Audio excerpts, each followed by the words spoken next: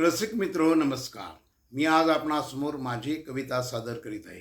कवितेचं नाव आहे सत्य की जीत. जो चले है सत्य की राह पर, जीवन में रहते हैं अग्रेसर, उन्हें सोचना नहीं पड़ता है, क्योंकि सच ही कहना होता है. कोई उसे कभी टाल नहीं सकता. सत्य को अनदेखा कर सकते हो, पर उनके परिणामों को नहीं. परिणाम तो सहने ही पड़ते हैं, अच्छे रहे हो या बुरे हो. सच में इतनी ताकत होती है, वो आपने आप उजागर होता है. कभी कभी देर हो सकती है, अंत में सच ही जीत जाता है. लेकिन सत्य के लिए लड़ने वाला सत्य की जीत देख नहीं पाता है.